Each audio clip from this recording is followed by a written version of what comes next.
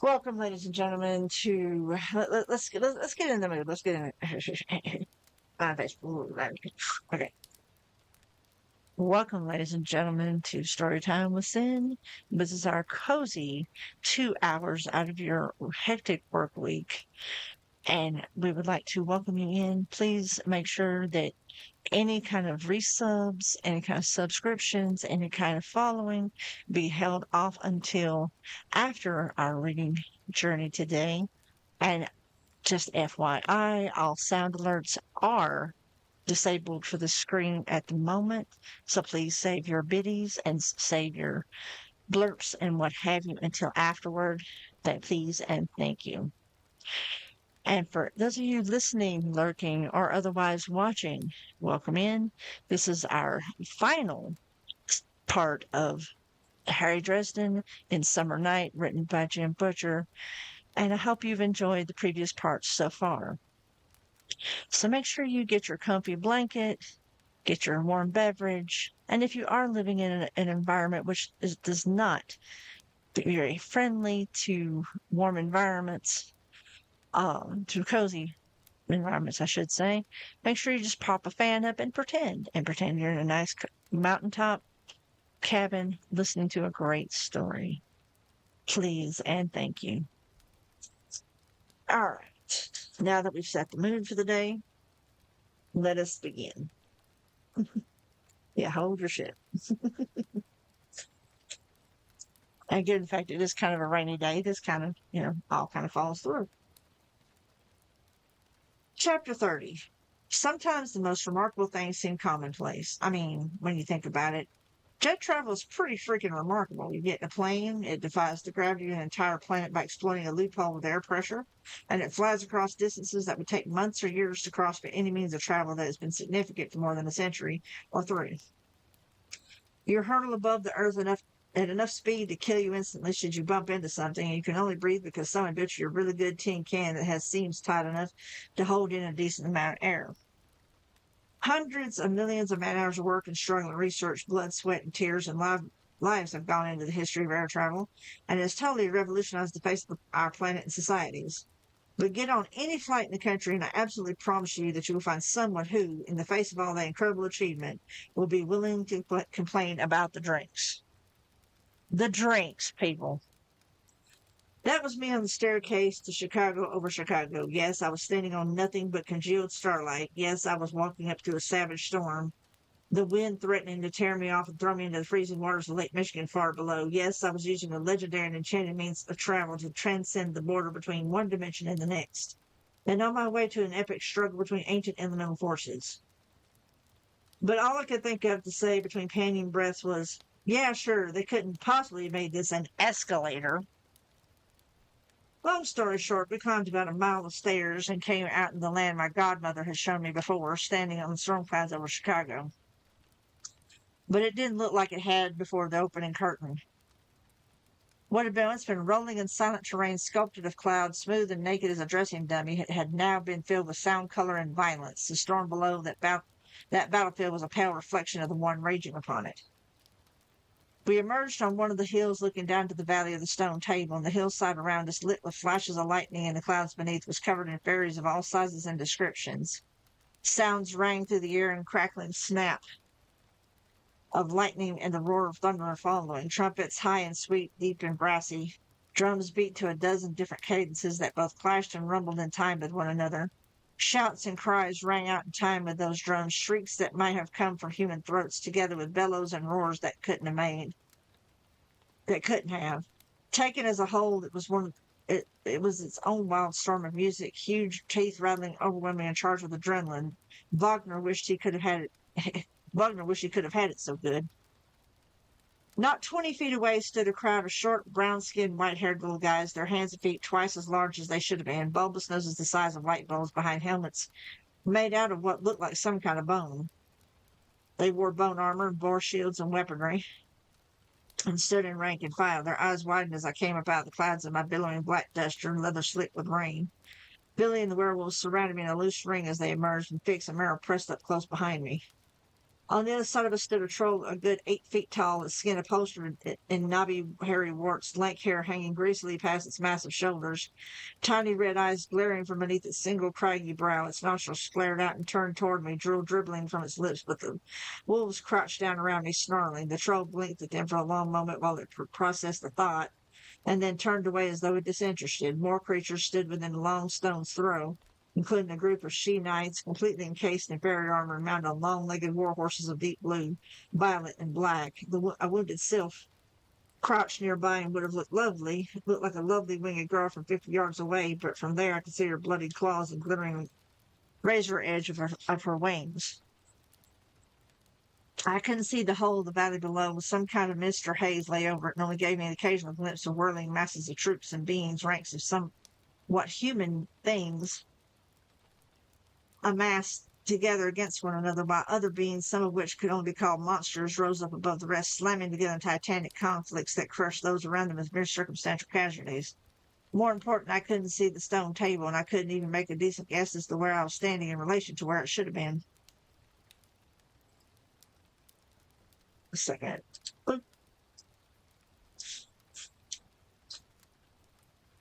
The stone the gatekeeper had given me leaned steadily in one direction, but that led straight down to the madness below us. What next? Merle yelled at me.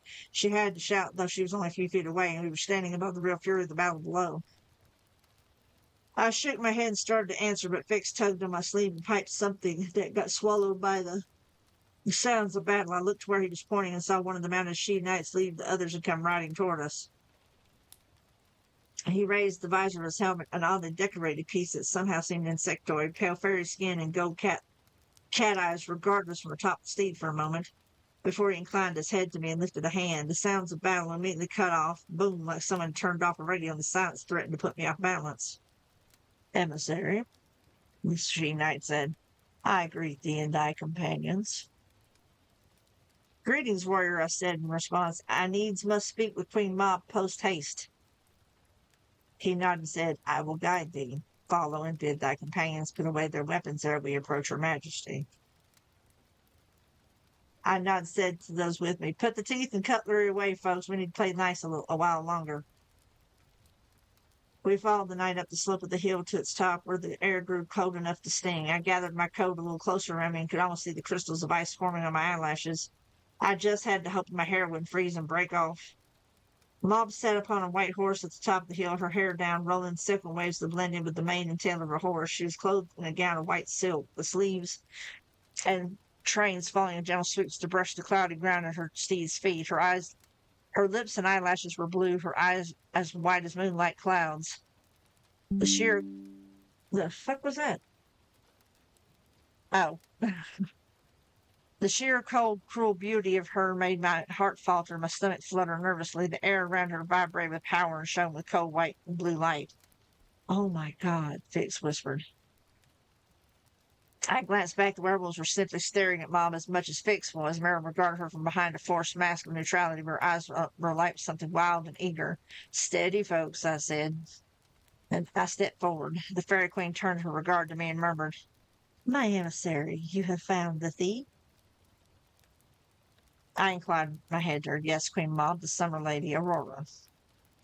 Mab's eyes widened enough that I got the impression that she understood the whole of the matter from that one fact. Indeed.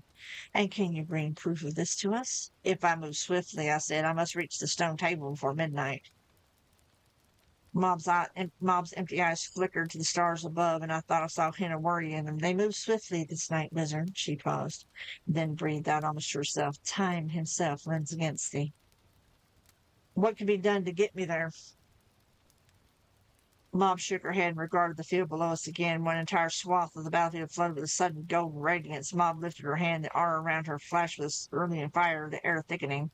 That flame lashed out against the gold, and the two clashed in a shower of emerald energy, canceling one another out. Mom lowered her hand and turned to look at me again. Her eyes fell on the chip of stone on its pale thread and widened again. Rashid, what is his interest in this matter? I said, certainly he isn't, it isn't like he's representing the council and they're interfering. Mom took her eyes from the battle long enough to give me a look that said quite clearly that I was an idiot. I know that, and your ointment, it's his recipe. I recognize the smell.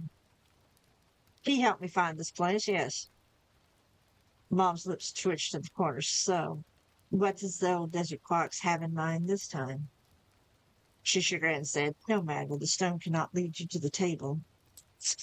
The direct route would place you in the path of battle enough to destroy any mortal. You must go another way. I'm listening. She looked up and said, Queen of the air I may be, but these skies are still contested. Titania is at the height of her powers, and I am at the ebb of mine. Not that way. She pointed to the field, all weirdly lighted mist in gold and blue, green mist swirling with the violence when they met. And summer gains ground despite all. Our knight has not taken the field with us. He has been seduced, I presume. Yes, he said, he's with Aurora. Mom murmured, that's the last time I let Maeve hire the help. I indulge her too much. She lifted her hand, evidently a signal, and scores of bats the size of hang gliders swarmed up from somewhere behind her, launching themselves in a web-winged cloud into the skies above. We yet hold the river, wizard, though we lose ground on both sides now. Thy godmother and my daughter have concentrated upon it, but reach the river, and it will take thee through the battle to the hill of the stone table. Get to the river, I said. Right, I can do that. Those who are mine know of thee, wizard, Mom said. Give them no cause, and they will not hamper thee. She turned away from me, her attention back upon the battle, and the sound of it came crashing back in like a pent-up tide. I turned from her and went back to the werewolves and the changelings. We get to the river, I shouted to them. Try to stay in the blue mist and don't start a fight with anything. I started downhill, which, as far as I know, is the easiest way to find water. We passed through hundreds more troops, most of them units evidently recovering from the first shock of battle. Scarlet and blue-skinned ogres and fairy male towered over me, their blood almost dull compared to their skin and armor. Another unit of brown-skinned gnomes wounded with bandages of some kind of moss. A group of sylphs crouched over a mound of bloody, stinking carrion, squabbling like vultures, blood all over faces, breasts, and dragonfly wings. Another troop of battered, lantern-jawed, burly humanoids with wide bat-like ears, goblins, dragged their dead and some of their wounded over to the sylphs. I'm going to let that... Well, no, it's a 2 or 3. Okay. Tossing them onto the carrion pile with business-like efficiency despite their fellows' feeble screeches and yowls. My stomach heaved. I fought down fear and revulsion and struggled to block out the images of nightmarish carnage around me. I kept moving ahead, driving my steps with a sense of purpose I didn't wholly feel, and kept the werewolves moving. I could only imagine that it was all worse for Billy and Georgia and the rest. Whatever I saw and heard and smelled, they were getting a lot worse through their enhanced senses. I called encouragement to them, though I had no idea if they could hear me through the din. I had no idea if it did them any good, but it seemed like something I should do since I dragged them here with me. I tried to walk on one side of Fix, screen out some of the worst sights around me. Merrill gave me a grateful nod. Ahead of us, the bluish mist began to give way to murky shades of green. Fairy steel chimed and razzled on fairy steel, and the shrieks and cries of battle grew even louder and more important. Amid the screams and shouts, I could hear water splash, and we were near the river. Okay, folks, I shouted. We run for it and get to the river. Don't stop to slug it out with anyone. Don't stop until you're standing in the water. Or I thought, until some fairy soldier rips off your legs. And I ran forward into the proverbial fray. Taking a quick drink.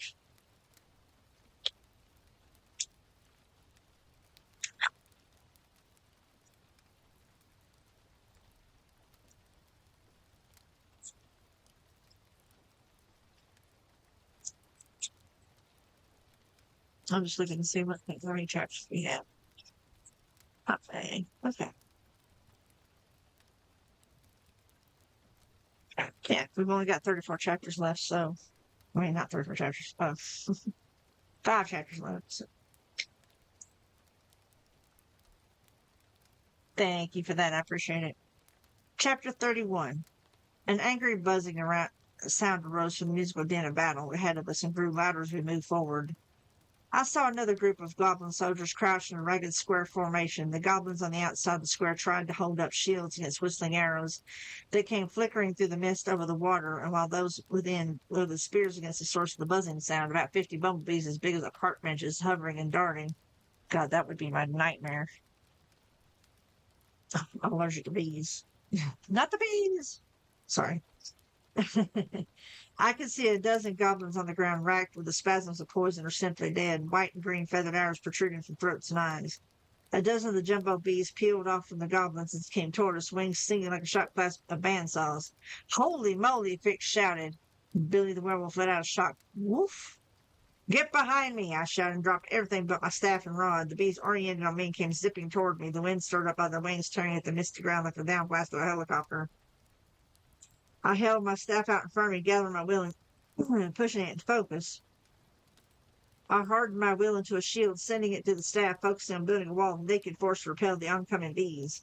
I held the strike until they were close enough to see the facets of their eyes, swept my staff from right to left, and cried, Fazare! A curtain of blazing scarlet energy whirled into place in front of me and slammed onto the oncoming bees like a giant windshield. They went bouncing off with heavy thuds of impact. Several of the bees crash landed and lay on the ground stunned, but 2 or 3 veered off at the last second, circling for another attack. I lifted my blasting rod, tracking the nearest. I gathered up more of my will and snarled, Fiego!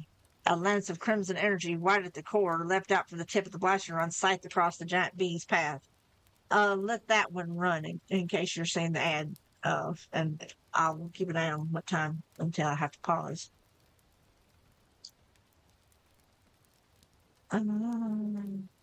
My fire carved across the wings and burned them to vapor. The bee dropped part one wing, making it spin into a fluttering spiral that slammed to the ground on the bank of the river. The other 2 retreated, and their fellows attacking the goblins followed suit. The green tones faded from the mist at the edge of the river, which deepened to blue. The goblins let out a rasping, snarling cheer. I looked around me and found Fix and Meryl staring at me with wide eyes. Fix swallowed, and I saw his mouth form the word, wham. Sorry, I had to. Suddenly he's on Wilson all of a sudden. I all but tore my hair out in frustration. Go, I shouted and started running for the water, pushing and tugging at them to get them moving. Go, go, go. We were 10 feet from the shore when I heard hoofbeats sweeping toward the river from the far side. I looked up to see horses sailing through the mist, not flying horses, but long-legged fairy steeds, coats and manes shining gold and green that had simply leapt from the far side of the river, bearing the riders with them. On the lead horse, the first whose hooves touched the ground on our side of the river was the winter knight. Lord Slate was spattered in liquids of various colors that could only be blood. He bore a sword in one hand, the reins to his mount in the other, and he was laughing. Even as he landed, the nearby goblins mounted a charge. Slate turned towards them, sword whirling and gathering with a howl of freezing winds, his blades rimming with ice. He met the first goblin's sword with his own. The squat fairy soldier's blade shattered. Slate lifted his shoulders and sent his horse leaping a few feet to the one side. Behind him, the goblin's head toppled from its shoulders, which spouted greenish blood for a few seconds before the body fell beside the head on the misty ground. The remaining goblins retreated. Slate whirled the steed around to face me. Wizard, he shouted. Still alive. More fairy steeds left the river, summer she warriors touching down behind Slate and helmets and mail in a riot of wildflower colors. One of them was Talos in his dark mail, also stained with blood and bearing a slender sword spattered in so many colors of liquid that it looked as if it had cut the throat of a baby rainbow. Aurora landed as well, her battle gown shining, and a moment later there was a thunder of bigger hooves and a grunt of effort, and Court landed on our side of the river, his hooves driving deep into the ground. Strapped onto the centaur's shoulders, both human and equine, was the stone statue of the kneeling girl, Lily, now the summer night. Aurora drew short and her eyes wide, and her horse must have sensed her disturbance because it half reared and danced nervously left and right. The summer lady lifted her hand, and once more the roar of the battle abruptly ceased. You, she half whispered, give me the unraveling and let the girl go, Aurora. It's over. The summer lady's eyes glittered green and too bright. She looked up at the stars and then back to me with that same too intense pressure to her gaze. And I began to understand. Bad enough that she was one of the she, already alien to mortal kind. Bad enough that she was a fairy queen driven by goals I didn't fully understand. Following rules I could only just begin to grasp. She was also mad, loopy as a crochet convention. Loopy as a crochet convention. I like that. I like that line. That's a whole quote right there. The hour is here, wizard, she hissed. Winter's rebirth and the end of this pointless cycle. Over indeed. Mom knows, Aurora, I said. Titania will soon know. There's no point to this anymore. They won't let you do it. Aurora let her head fall back and she laughed. A sound piercingly sweet. It set my nerves to jangling. I had to push it back from my thoughts with an effort of will. The werewolves and the changeling didn't do so well. The wolves flinched back with high-pitched whimpers and frightened growls, and Fix and Merrill actually fell to their knees, clutching at their ears. They cannot stop me, wizard, Aurora said, that mad laughter still bubbling through her words, and neither can you. Her eyes blazed and she pointed her finger at me. Correct with me. The rest of you kill Harry Dresden. Kill them all. She turned and started down the river, a golden light burning through the blue mist in a 20-foot circle around her, and the centaur followed, leading the battle roar, the horns and drums and screams and shrieks and the music and the terror to come thundering back over us. The she warriors, a score of them, focused on me and drew swords or lifted long spears in their hands. Talos, in his spell-repelling mail that enabled him to impersonate the ogre, shook colors from his blade and focused on me with deadly feline intensity. Slate let out another laugh, spinning his sword arrogantly in his hand. Around me, I heard the werewolves crouch down, growls bubbling up in their throats. Meryl gathered herself to her feet, blood running from her ears, and took her axe in one big hand, drawing her machete into the other. Fix, his ears bleeding, his face pale and resolved, opened his toolbox with shaking hands and drew out a great big old grease-stained monkey wrench. I gripped my staff and blasting rod and planted my feet. I called my power to me, lifted my staff, and smote it against the ground. Power crackled along its length and rumbled like thunder through the ground, frightening the fairy mounts into restlessness. Slate leveled his sword at me and let out a cry, taking the panicked animal from a frightened rear to a full frontal charge. Around him, the warriors of the summer court followed, the light of stars and moons glittering on their swords and armor, and horses screaming, surging toward us like a deadly bejeweled tide. The werewolves let out a full-throated howl, eerie and savage. Meryl screamed wild and loud, and Fix let out a teeny battle shriek. The noise was deafening, and no one could have heard me anyway as I let out my own battle cry, which I figured was worth a shot. What the hell? I don't believe in fairies! Fight those fairies, Sam! Fight those fairies! Taking a brief break while we have the ad break. Good timing. For those of you on the U of Tube, bear with us for just a moment while we take a quick ad break. While we do that, I'm actually going to refresh said YouTubes and see what we're doing here. Unfortunately for us, we have to we actually have to take a break every now and again, unfortunately. It's not something we really want to do, but it's something we have to do, unfortunately, as streamers. But we'll be back in less than 3 minutes. Meanwhile, let me take this time to shamefully plug the channel, even though like I said, I am taking a month-long hiatus. And sadly, this will be the only time I'll be streaming in the month of May because of course, Thursdays I never stream. Friday and Saturday I have to work, and Sunday we will be endeavoring to watch more wrestling.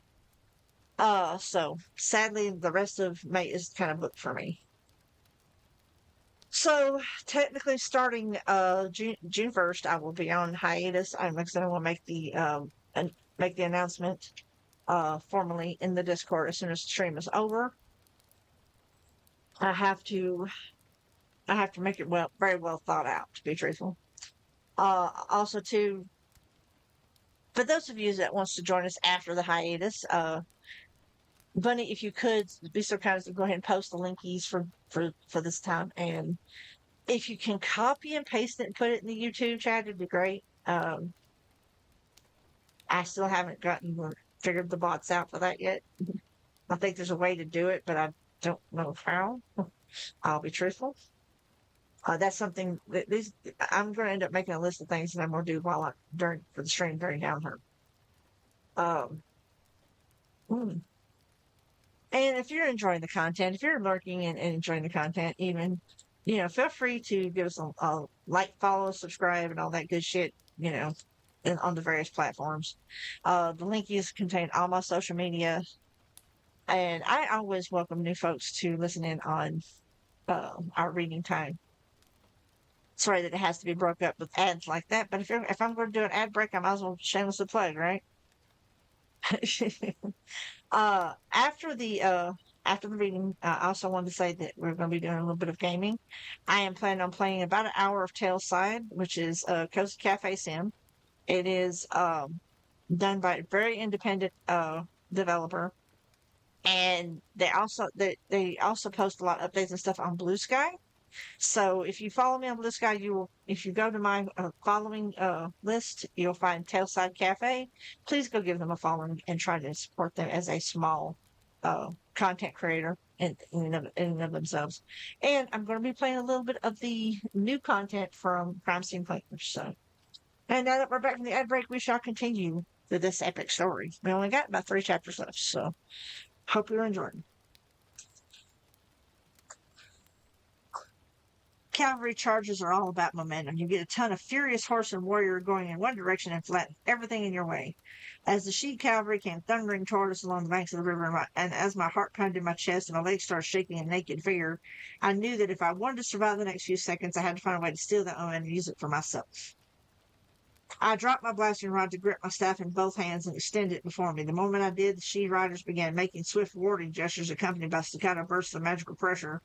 Separate protective charms rising up before each of them to block whatever magic I was about to throw. The horses, however, didn't do any such thing. This is kind of like shooting out the tires of an oncoming vehicle. I raised a shield, but not in a wall in front of me. Such a warding would have brought the fairy nobles into contact with it, and no one wizard could hold a spell against the wills of a score of fairy lords. I brought up a shield only a couple feet high and stretched it in a ribbon across the ground at the feet of Slate's mount. The winter night steed, a giant gray-green beast, never knew what hit it. The low wall I called up clipped it at the knees, and it came crashing down to the misty earth with a scream, dragging Slate down with it. Talos, on Slate's right, could not react in time to stop his own mount or to avoid the wall, but he threw himself clear as his horse went down, dropping to a roll as nimble and precise as any martial arts movie aficionado could desire, and came upon his feet. He spun a dance-like step somehow in time with the vast song of the battlefield, and his sword came whipping at my head. Dimly, I heard other horses screaming, tripping not only on my wall but on one another now, but I had no idea how well the spell had worked on the rest of the she warriors. I was too busy ducking Talos' first swing and backing out of range of the next. Meryl stepped between us and caught Talos' sword in the X formed by her axe and machete. She strained against Summer's Lord Marshal, leaning her whole body into the effort, muscles quivering. I felt exactly how strong the changeling girl was, but Talos simply pressed against that strength, his face composed, slowly overcoming her. "Why do you do this, changeling child?" Talos called. You have struggled against winter so long, it's useless. Stand aside. I wish no harm to thee. Like you wish no harm to Lily? Meryl shouted. How can you do that to her? It does not please me, child, for it is not for me to decide. Talos answered. She is my queen. She's not mine. Meryl snarled and drove her forehead forward into Talos' nose. She struck him hard enough that I heard the impact, and it drove the fairy lord back several staggered paces. She didn't see Slate come up from the ground a few feet away and make a quick squatting lunge at her flank. Meryl, I shouted into the tumult. Look out! She didn't hear me. The winter knight's sword bit into her just below her lowest rib. She took more than a foot of frost-covered steel, thrusting up and back. Slate's sword tore through her and came out through her jacket and the flatware coating it, emerging like some bloody blade of grass. She faltered, her mouth opening in a gasp. Both axe and machete fell from her hands. Meryl fell, Vic screamed nearby. Slate laughed and said something I couldn't hear. Then he twisted the blade with a wrenching pop and whipped it back out. Meryl stared at him and reached out a hand. Slate slapped it contemptuously aside and turned his back on her. She fell limply down. I felt the rage rising and climbed back to my feet, gripping at my staff in both hands. Slate reached down and dragged Talos up from the ground with one hand. Slate, I shouted. Slate, you murdering bastard! The winter's night head whipped around toward me. His sword came up to guard. Talos' eyes widened. His fingers made a series of swift warning gestures. I gathered my rage together and reached down into the ground beneath me, found the fury of the storm within it that matched my own. I thrust the end of my staff down into the misty cloud ground, as if I had been driving a hole through a frozen lake, and then extended my right hand toward the winter night. Ventus, I shouted. Ventus Fulmino. The fury of the storm beneath us reared up through the wood of my staff, electricity rising in a buzzing roar of light and energy coming up from the ground and spiraling around the staff and across my body. It whirled down my extended right arm, a serpent of blue-white lightning, hesitated for a second, and then lashed across the space between me and the tip of Lloyd Slate's sword, fastening onto the blade and bathing Slate in a writhing coruscation of azure sparks. Slate's body jerked, his back arching violently. Thunder tore the air apart as the bolt of lightning struck home, throwing Slate into the air and hurling him violently to the ground. The shock wave of the thunder knocked me down, together with everyone else in the immediate area. everyone except Talos. The Lord Marshal of Summer braced himself against the concussion, lifting one hand before his eyes as if it had been a stiff breeze. Then, in the deafening silence that came after, he lifted his sword and came straight toward me. I reached for my blasting rod on the ground not far away, lifted it and threw a quick lash of fire at Talos. The she-lord didn't even bother to gesture aside. It splashed against him and away, and with a sweep of the sword, he sent my blasting rod spinning from my grasp. I lifted my staff as a feeble shield with my left hand and struck that away as well. Some of my hearing returned, enough for Marion to hear him say, "And so it ends." "You're damn right," I muttered. "Look down." He did. I had drawn my .357 in my right hand while he had knocked the staff out of my left. I braced my right elbow against the ground and pulled the trigger. A second roar of thunder, sharper than the first, blossomed from the end of the gun. I don't think the bullet penetrated the dark fairy mail because it didn't tear through Talos like it should have. It hit him like a sledgehammer instead, driving him back and toppling him to the ground. He lay there for a moment, stunned. It was cheap, but I was in a freaking war, and I was more than a little angry. I kicked him in the face with the heel of my boot and then leaned down and clubbed him with the heavy barrel of the .357 till his stunned attempts to defend himself ceased and lay still. The skin of his face burned and blistered where the steel of the gun's barrel struck him. I looked up in time to see Lloyd Slate, his right arm dangling uselessly, swing the broken haft of a spear at my head. There was a flash of light and pain, and I fell back to the ground, too stunned to know how badly I had been hit. I tried to bring the gun to bear again, but Slate took it from my hand, spun it around a finger, and lured the barrel toward my head, already thumbing the hammer back. I saw the gun coming down, and I saw as well that Slate wasn't going to pause for dramatic dialogue. The second I saw the dark circle of the barrel, I threw myself to one side, lifting my arms. The gun roared, and I waited for a light at the end of what I was pretty sure would be a downward-sloping tunnel. Slate missed. A ferocious, high-pitched shriek of fury made him whip his head to one side as a new attacker entered the fray. Fix brought his monkey wrench down in a two-handed swing that ended at Lloyd Slate's wrist. There was a crunch of impact, and the delicate bones are snapping, and my gun went flying into the water. Slate let out a snarl and swung his broken arm at Fix, but the little guy was quick. He met the blow with the monkey wrench held in both hands, and it was Slate who screamed and reeled from the blow. "You hurt her!" Fix screamed. His next swing hit Slate in the side of his left kneecap and dropped the Winter Knight to the ground. "You hurt Merrill!" Slate tried to roll away, but Fix rained two-handed blows of the monkey wrench down on his back. Evidently, whatever power that was let Slate strike off a bolt of lightning had been expended, or else it couldn't stand up to the cold steel of Fix's weapon.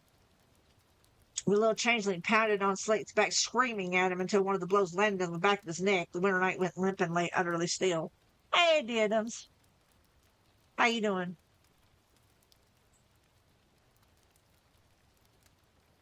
Fix came over to me and helped me up. As he did, wolves surrounded us, several of them bloodied, all of them with teeth bared. I looked blearily over them to see the she-warriors regrouping, dragging a couple of wounded. One horse lay on the ground screaming. The others had scattered, and only one warrior still mounted, another slender she in green armor and masked helm. Weapons still in hand, the she prepared to charge us again. "Help me," Fix pleaded, hauling desperately at Merrill's shoulder. I stepped up on wobbly legs, but someone brushed past me. Billy, naked and stained with bright fairy blood, took Merrill under the shoulders and dragged her back behind what protection the pack of werewolves offered. "This is going to be bad," he said. "We had an edge. Their horses were terrified of us. On foot, I don't know how well we'll do. Almost everyone's hurt. How's Harry?" "Damn it," Merrill growled thickly. "Let me go. It isn't all that bad. See to the wizard. If he goes down, none of us are going home." "Merrill," Fix said, "I thought you were hurt bad." The changeling girl sat up, her face pale, her clothing drenched in blood. "Most of it isn't mine," she said, and I knew she was lying. "How is he?" Billy had sat me down on the ground at some point, and I found him poking at my head. I flinched when it got painful. Sitting down helped, and I started to put things together again. "His skull isn't broken," Billy said. "Maybe a concussion. I don't know." "Give me a minute," I said. "I'll make it." Billy gripped my shoulder, relief in the gesture. "Right. We're going to have to run for it, Harry. There's more fight coming toward us." Billy was right. I could hear sounds of more horses somewhere nearby in the mist and the hammering of hundreds of goblin boots striking the ground in step. "We can't run," Merrill said. "Aurora still has Lily." Billy said, "Talk later. Here they come." He blurred, dropped to all fours, taking his wolf form again as we looked up and saw the she-warriors coming toward us. The waters behind them abruptly erupted, the still surface of the river boiling up, and cavalry, all dark blue, sea green, and deep purple, rose up from under the waves. The riders were more she-warriors, clad in warped-looking armor, decorated in stylized snowflakes. There were only a dozen of them to the summer warrior score, but they were mounted and attacking from behind. They cut into the ranks of the summer warriors, blades flickering, led by a warrior in pale in male of purest white, bearing a pale and cold-looking blade. The summer warriors turned to fight, but they'd been taken off guard, and they knew it. The leader of the winter attack cut down one warrior, then turned to another, hands spinning through a series of gestures. Cold power surged around that gesture. One of the summer warriors simply stopped moving, the crackling in the air around him growing louder as crystals of ice seemed to simply erupt from the surface of his body and armor, frozen from the inside out. In seconds, he was nothing but a slowly growing block of ice around a golden-green figure inside. And the pale rider almost negligently nudged the horse into a solid kick. The ice shattered into pieces and fell to the ground in a jumbled pile. She basically pulled a demolition man on it. The ice scattered into pieces and fell to the ground in a jumbled pile. The pale rider took off her helmet and flashed me a brilliant, girlish smile. It was Maeve, the winter lady, her green eyes bright with bloodlust, dreadlocks bound close to her head. She almost loudly licked blood from her sword as another summer warrior fell to one knee, his back to the water, sword raised desperately against the riders confronting him. The water surged again, and pale, lovely arms reached out, wrapping around his throat from behind. I caught a glimpse of golden eyes and a green-toothed smile, and then the warrior's scream was cut off as he was dragged under the surface. The summer warriors retreated swift and in concert. The rest of the mounted winter warriors set out in pursuit. Your godmother sends her greetings, Maeve called to me. I'd have acted sooner, but it would have been a fair fight, and I avoid those. I need to get to the table, I called her. So I have been told, Maeve said. She rode her horse over to Lloyd Slate's unmoving form, and her lovely young face opened to another brilliant smile. My riders are attacking further down the river, drawing summer forces that way. You should be able to run upstream. She leaned down and purred. Hello, Lloyd. We should have a talk. Come on then, grunted Meryl. Can you walk, wizard? In answer, I pushed myself to my feet. Meryl stood too, though I saw her face twist in pain as she did. Fix hefted his bloodied monkey wrench. I recovered my staff, but my blasting rod was nowhere to be seen. The black doctor bag lay nearby, and I recovered it, taking time to check its contents before closing it again. All right, people, let's go. We started along the stream at a jog. I didn't know how far we had to go. Everything around us was chaos and confusion. Once a cloud of pixies flew past us, and I found another stretch over the river where spiders as big as footballs had spun webs, trapping dozens of pixies in their strands. A group of fairy hounds, green and gray and savage, went past hot on the heels of a long panther-like being headed for the water. Arrows whistled past, and everywhere that lay fairy dead and dying. Finally, I felt the ground begin to rise, and I looked up to see the hill of the stone table before us. I could even see Corac's hulking form at the top, as the centaur backed away from the stone figure of Lily, evidently just ascended upon the table. Aurora, dismounted, was a slender, gleaming form, looking down upon us with anger. Lily, Meryl called, though her voice had already gone thready. Fix whirled to look at her, his eyes alarmed, and Meryl dropped to one knee, her ugly, honest face twisting in pain. Get her fixed, save her, and get her home. She looked around, focusing on me. You'll help him? You paid for it, I said. Stay here, stay down, you've done enough. She shook her head and said, one thing more. But she settled down on the ground, hand pressed to her wounded side, panting. Aurora said something sharp to Coric. The centaur bowed his head to her, spear gripped in his hand, came down the hill toward us. Crap, I said. Billy, this guy's a heavy hitter. Don't close with him. See if you can keep him distracted. Billy barked in acknowledgement, and the werewolf shot forward as the centaur descended, fanning out around him and harrying his flanks and rear while their companions dodged his hooves and spear. Stay with Meryl, I told Fix, and scooted around the werewolf's flanks, heading up the hill toward the stone table. I got close enough to see the top. I got close enough to the top to see Aurora standing over the statue of Lily. She held Mother Winter's unraveling in her fingers, pressed against the statue, and she was tugging sharply at the strands, beginning to pull it to pieces. I felt something as she did, a kind of dark gravity that jerked at my wizard's senses with sharp, raking fingers. The unraveling began to come apart strand by strand and line by line under Aurora's slender hands. I stretched out my hand, adrenaline and pain giving me plenty of fuel for the magic, and called, Ventus Servitus! The wind leapt out a sudden spurt, seizing the unraveling and tearing it from Aurora's fingers, sending it spinning through the air toward me. I caught it, stuck my tongue out at Aurora, yelled, beep, beep, and ran like hell. Damn thee, wizard! Screamed Aurora, and the sound raked at me with jagged talons. She lifted her hands and shouted something else, and the ground itself shook, throwing me off my feet. I landed and rolled the best I could down the hill until I reached the bottom. It took me a second to drag in a breath, then I rolled my back to sit up. Sudden wind slashed at me, slamming me back down to earth, and tore the unraveling from my hands. I looked up to see Aurora take the bit of cloth from the air with casual contempt and start back up the hill. I struggled to sit up and follow, but the wind kept me pinned there, unable to rise from the ground. No more interruptions. Aurora spat and gestured with one hand. The ground screamed from it, writhing up from with whipping, ferocious motion came a thick hedge of thorns as long as my hand. It rose into place in a ring around the waist of the hill, so dense that I couldn't see Aurora behind it. I fought against Aurora's spell, but couldn't overcome it physically, and I didn't even bother to try to rip it to shreds with sheer main magical strength. I stopped struggling and closed my eyes to begin to feel my way through it, like to take it apart from the inside. But even as I did, Fix started screaming, "Harry! Harry! Help!" One of the werewolves let loose a high-pitched scream of agony, then another. My concentration wavered, and I struggled to regain it. Those people were here because of me, and I'd be damned if I'd let anything more happen to them. I tried to hang on to the focus, but the detachment I would need to concentrate to unravel Aurora's spell, but my fear and my anger and my worry made it all but impossible. They would have lent strength to a spell, but this was delicate work, and now my emotions, so often a source of strength, only got in the way. Then hooves galloped up, striking the ground near me. I looked up to see the warrior in green armor, the only rider of those original she cavalry to stay mounted, standing over me, horse stamping, spear leveled at my head. "Don't," I said. "Wait." But the rider ignored me, lifted the spear's tip, gleaming in the silver light, and drove it down at my unprotected throat.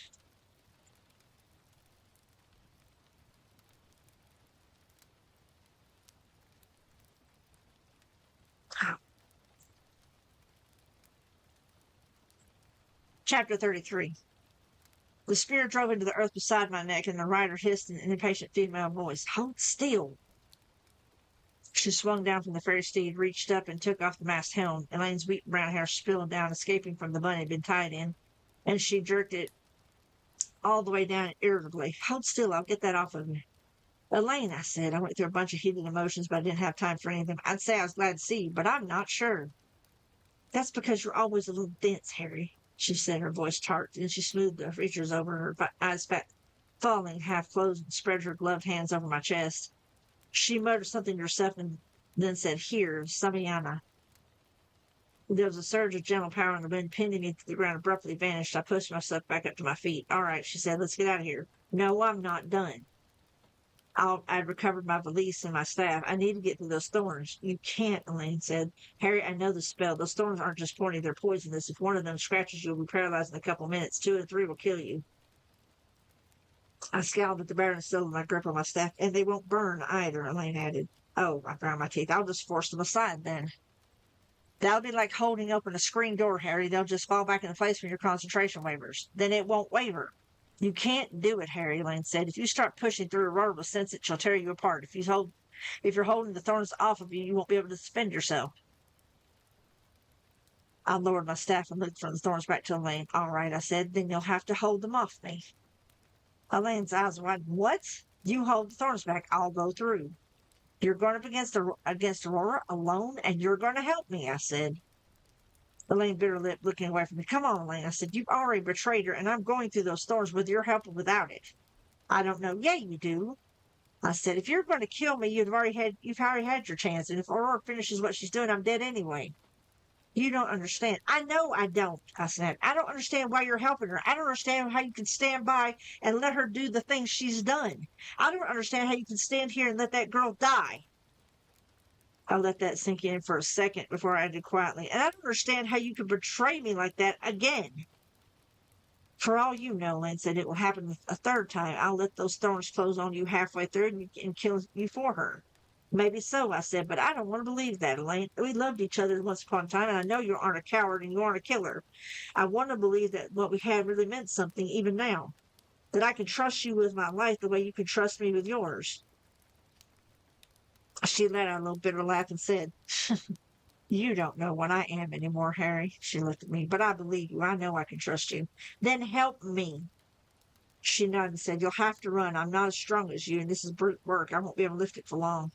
I nodded at her. Doubt nagged at me as I did. What if she did it again? Elaine hadn't exactly been sterling in the upfront honesty department. I watched as she focused, her lovely face going blank, and felt her draw on her power, folding her arms over her chest, palms over either shoulder like an Egyptian sarcophagus. Hell, I had 10 million ways to die all around me. What was one over another? At least this way, if I went out, I'd go out doing something worthwhile. I turned and crouched, bag and staff in hand. Elaine murmured something, and a wind stirred around her, lifting her hair around her head. She opened her eyes, though they remained distant, unfocused, and spread both hands to her sides. Wind lashed out in a column 5 feet around and drove into the wall of thorns. The thorns shuddered and began to give, bending away from Lane's spell. Go, she gasped. Go, hurry. I ran. The wind almost blinded me, and I had to run crouched down, hoping that none of my exposed skin would brush against any of the thorns. I felt one sharp tug along my jacket, but it didn't pierce the leather. The lane didn't let me down. After a few seconds, I burst through the wall and came out in the clear on the top of the hill, the stone table. The table stood where it had been before, but the runes and sigils scrawled over the surface now blazed with golden light. Aurora stood at the table, fingers flying over the unraveling, its threads pressed against the head of the statue of the kneeling girl still upon the table. I circled a bit to one side to stay out of her peripheral vision and ran toward her. When I was only a few feet away, the unraveling suddenly exploded in a wash of cold white light. The light washed over the statue in a wave, and as it passed, cold white marble warmed into her flesh, her stone-waves hair becoming emerald green tresses. Lily opened her eyes and let out a gasp, looking around dazedly. Aurora took Lily by the throat, drove the changeling down to the surface of the stone table with her hand, and drew the knife from her belt. It wasn't all that gentlemanly, but I slugged the summer lady in the back with a two-handed swing of my staff. As I did, the stars evidently reached the right position, and we reached midnight, the end of the height of summer, and the glowing runes on the table flared from golden light to a cold, cold blue. The blow jarred the knife from Aurora's hand, and it fell to the surface of the table. Lily let out a scream and got out from under Aurora's hand, rolling across the table's surface and away from her. Aurora turned to me as fast as any of the she, leaning back on the table and planting both feet against my chest. She kicked hard and drove me back. Before I was done rolling, she had called a gout of fire and sent it roaring toward me. I got my knees and lifted my staff, calling together my will and time to parry the strike, deflecting the flame into the misty sky. The red light of it fell on a green fairy steed leaping in air above the thorns. It didn't make it over the wall, but fall 20 feet short, screaming horribly as it landed on the poisoned thorns. Its rider didn't go down with it, though. Talos, his face bloodied, leapt off the horse's back, did a neat flip in the air, and came down inside the circle of thorns unscathed. Aurora let out a wild laugh and said, "Kill him, Lord Marshal!" Talos drew his sword and came for me. I thought the first blow was a thrust for my belly, but he'd succored me, and the sword darted to one side and sent my staff spinning it off into the thorns. As he stalked me, I gripped my valise and backed away, looking around me for a weapon, for something by me a few seconds for options. Then a basso bellow shook the hilltop and froze even Aurora for a second. The wall of thorns shook and quivered, and something massive bellowed again and tore through it into the open. The troll was huge and green and hideous and strong. It wielded an axe in one hand like a plastic picnic knife and was covered in swelling welts, poison wounds, and its own dark green blood. It had a horrible wound on its side, ichor flowing openly from it. It was dragging itself along despite the wounds, but it was dying. And it was Meryl she had chosen.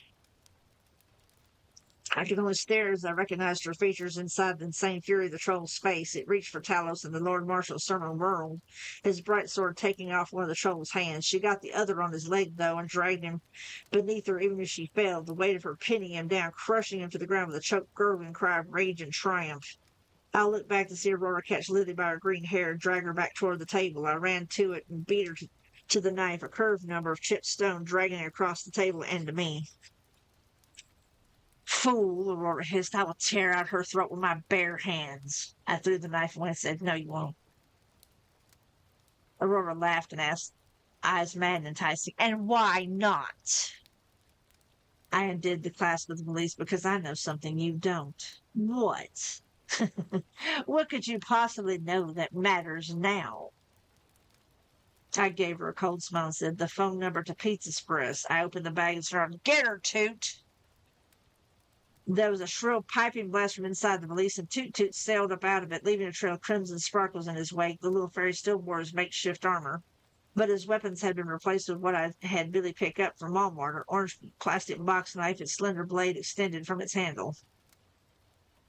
Aurora let out another laugh, uglier, and said, "Oh, and what can this little thing do?" Toot blew another little blast on his trumpet and shouted, voice shrill, "In the name of the Pizza Lord, charge!" And the valise exploded in a cloud of crimson sparkles as a swarm of pixies, all armed with cold steel blades sheathed in orange plastic, rose up and streaked toward Aurora in a cloud of red sparkles and glinting knives. She met my eyes as the pixies came for her, and I saw the sudden fear, the recognition of what was coming for her. She lifted a hand, golden power gathering there, but one of the pixies reached her, box knife flashing, and ripped across her hand with its blade. She screamed, blood flowing, and the gold light dimmed. "No!" she howled. "No, not now!" The pixies swarmed her, and it wasn't pretty. The bright fairy mail of her gown gave her no protection against the steel blades, and it sheared through like cardboard. From all directions, in a whirling cloud around her, Toot Toot and his companion struck dozens of times in only a few seconds. The bright steel splashing scarlet blood into the air. I saw her eyes open, burning brightly, even as zipping, darting death opened up more cuts, flaying her pale skin. She hauled herself toward the table. If she died there, bled to death on the table, she would accomplish her goal. She would hurl vast power to the winter courts and destroy the balance between the fairy courts. I threw myself up onto the table and into her, bearing her back down to the ground. She screamed in frustration and struggled against me, but she didn't have any strength. We rolled down the hill a few times and then wound up on the ground, me pinning her down, holding her there. Aurora looked up at me, green eyes faded of color, unfocused. Wait, she said, her voice weak and somehow very young. She didn't look like a mad fairy sorceress now. She looked like a frightened girl. Wait, you don't understand. I just wanted to stop, wanted the hurting to stop. I smoothed the bloodied lock of hair from her eyes and felt very tired. As I said, the only people who never hurt are dead. The light died out of her eyes, her breath slowing. She whispered, barely audible, I don't understand. I answered, I don't either. A tear slid from her eye and mixed with the blood. Then she died. Basically, she got the death of 1,000 cuts, basically, to put it simply. I've heard of it, but no, that's the first time I've heard it illustrated.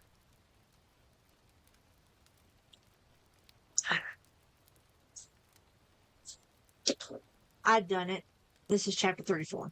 I'd done it. I'd saved the girl, stopped the thief, proved Mom's innocence, and won her support for the White Council, therefore saving my own ass. Huzzah! I lay there with Aurora's empty body, too tired to move. The queens found me maybe a quarter of an hour later. I was only dimly aware of the radiant light of gold and blue meeting over me. Gold light gathered over the body for a moment and then flowed away, taking the dead flesh with it. I was left cold and tired on the ground. The gold light's departure left only cold blue. A moment later, I felt Mom's fingers touch my head. She murmured, Wizard, I am well pleased with thee. Go away, Mom, I said. Mom was tired. Nay, mortal, it is you who must now depart, you and your companions. What about Toot Toot? I asked.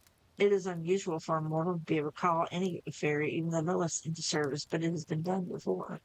Fear not for your little warriors. They were your weapon, and the only one accountable for their actions will be you. Take their steel with you, and it will be enough. I looked up at her and said, You're going to live up to your side of the bargain? Of course, the wizards will have safe passport. Not that bargain, ours. Mom's lovely, dangerous mouth curled up in a smile. First, let me make you an offer. She gestured and the thorns parted. Maeve stood there in her white armor, and Mother Winter stood behind her, all shrouded in black cloth. Before them, on the ground, knelt Lloyd Slate, broken, obviously in pain, his hands manacled to a collar around his throat, the whole made of something that looked like cloudy ice. We have a traitor among us, mocked Herd, and he will be dealt with accordingly, after which there will be an opening for a new night. She watched me and said, I would have someone worthy of more trust than his successor. Accept that power, and all debts between us are cancelled. No. Just no. No, just no. I muttered, hell no. Mom smiled wide. Very well, then. I'm sure we can find some way to amuse ourselves with this one until time enough has passed to offer again. Slate looked up blearily, his voice slurred and panicky. No, Dresden, don't let them take me. Take it, please. Don't let them keep me waiting. Mom touched my head again and said, only twice more, then you will be free of me. And then they left. Lloyd Slate's screams lingered behind them. I sat there, too tired to move until the lights began to dim. I vaguely remember feeling Ebenezer heft me off the ground and get my arm across his shoulders. The gatekeeper murmured something, and Billy answered him. I woke back up at my place in bed. Billy, who had been dozing in a chair next to the bed, woke up with a snort and said, Hey, there you are. You thirsty? I nodded, throat too dry to speak, and he handed me a glass of cool water. What happened? I asked when I could speak. He shook his head. Meryl died. She told me to tell you that she'd made her choice and didn't regret it. Then she just changed. We found her on the ground near you. I closed my eyes and nodded. Ebenezer said to tell you that she'd made a lot of people see red, but that you shouldn't worry about them for a while. I said, the alphas? Banged up, Billy said, a hint of pride in his voice. 155 stitches altogether, but we all came out in more or less one piece. Pizza party and gaming at my place tonight.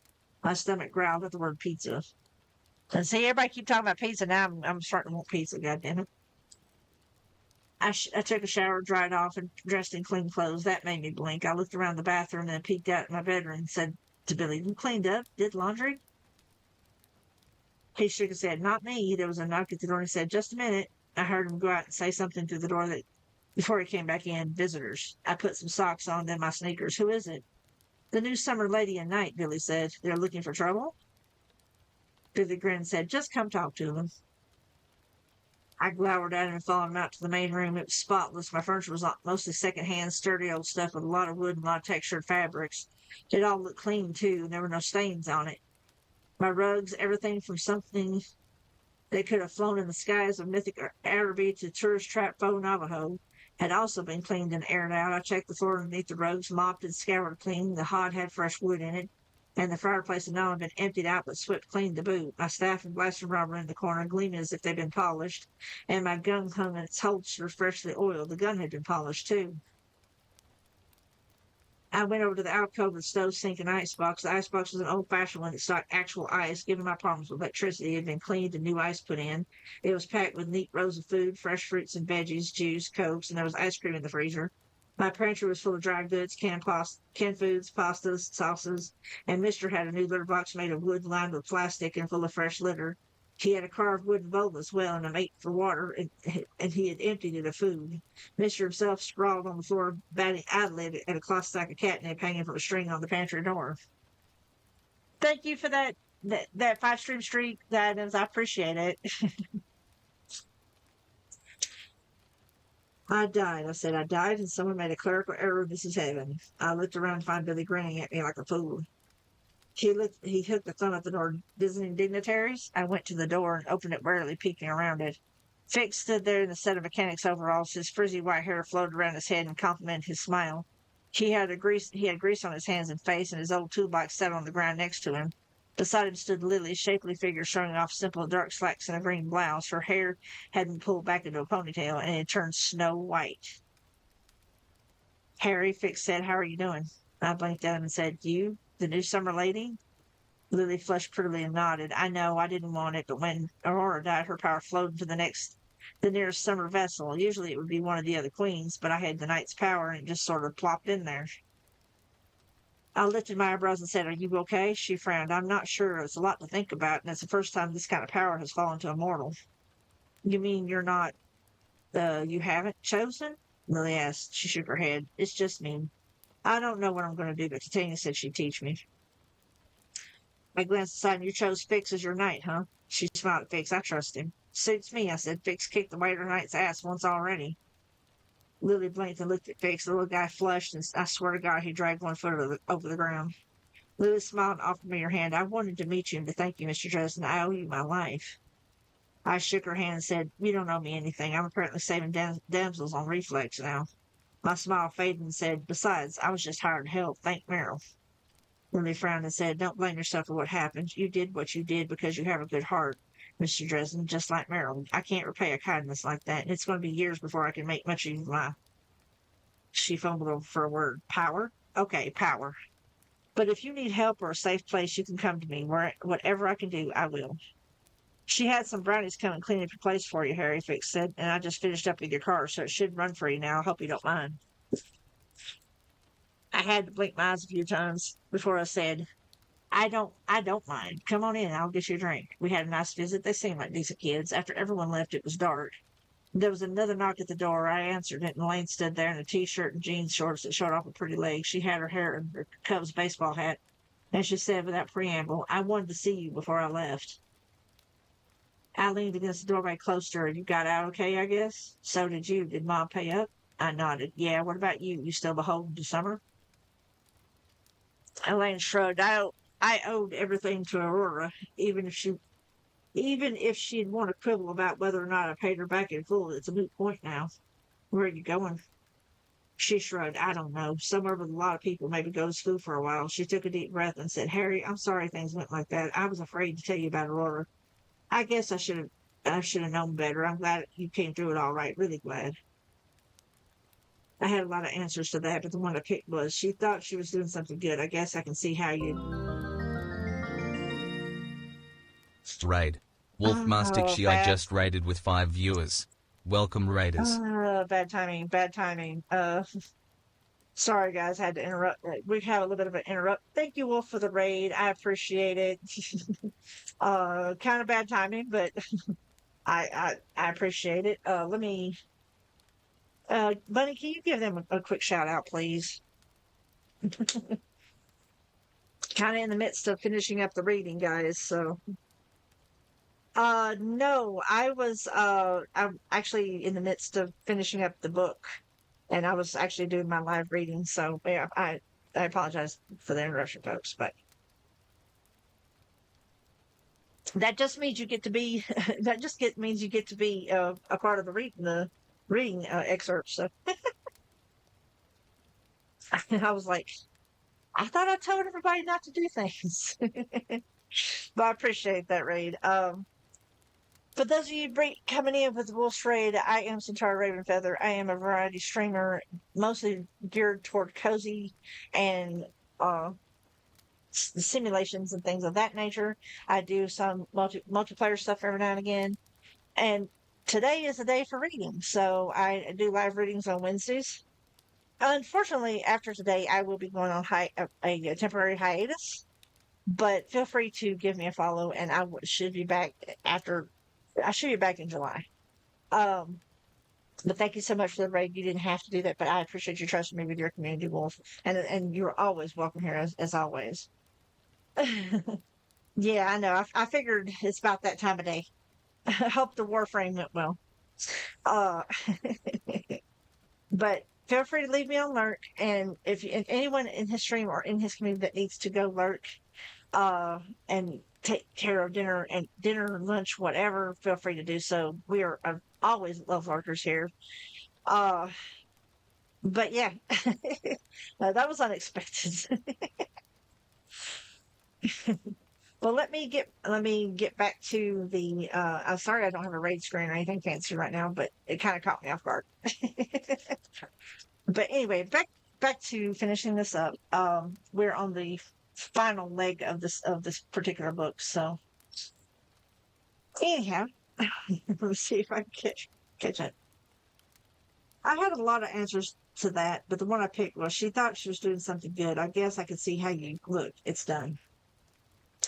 She nodded, then she said, I saw the pictures on your mantle of Susan, of the letters and that engagement ring. I glanced back at the mantle and felt bad in all kinds of ways. Yeah, you love her, Elaine said. I nodded. She let out a breath and looked down so that the bill of her hat hit her eyes. And then, can I give you some advice? Why not? She looked up and said, Stop feeling sorry for yourself, Harry. I blinked and said, What? She gestured at my apartment. You were living in a sewer, Harry. I understand that there's something you're blaming yourself for. I'm just guessing at the details. But it's pretty clear you were driving yourself into the ground because of it. Get over it. You aren't going to do any good as a living mildew collection. Stop thinking about how bad you feel, because if she cares about you at all, it would tear her up to see you like I saw you a few days ago. I stared at her for a moment and then said, Romantic advice from you. She flashed me half of a smile and said, Yeah, the irony. I'll see you around. I nodded and said, Goodbye, Elaine. She leaned up and kissed my cheek again, then turned and left. I watched her go, and legal mind fog or not, I never mentioned her to the council. Later that night, I showed up at Billy's apartment. Laughter drifted out under the door, along with music and the smell of delivered pizza. I knocked, and Billy answered the door. Conversation ceased inside.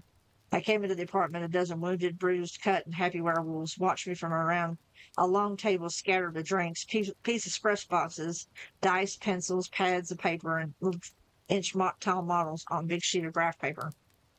Billy, I said, and the rest of you guys, I just want to say that you really handled yourself up there. A lot better than I expected or hoped. I should have given you more credit. Thank you. Billy nodded and said, It was worth it, right? There was a murmur of agreement from the room. I nodded. Okay, then, someone get me a pizza and a Coke and some dice. But I want it understood that I'm going to need thews. Billy blinked at me. What? Thews, I said. I want big, bulging thews, and I don't want to have to think too much. His face split in a grin. Georgia, do we have a barbarian character sheet left? Sure, Georgia said and went to a file cabinet.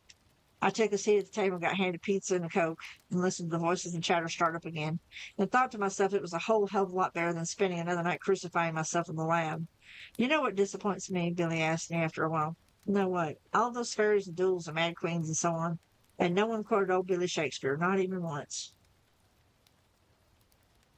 I stared at Billy for a minute, started to laugh. My own aches and bruises and cuts and wounds pained me, but it was an honest, stretchy pain, something that was healing. I got some dice and some paper and some pencils and settled down with friends to pretend to be Thorg the Barbarian, to eat, drink, and be merry. Lord, what fools these mortals be. And that is the end, folks.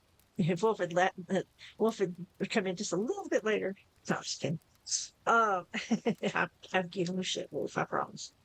But anyway, guys, that's going to be it for the reading portion of the stream. Sorry if I sounded a little distant there. I was putting the book up. I am going to take a quick stand-up break in between times, in the meantimes. I hope you enjoyed a summer night. That is the finale. And I will start up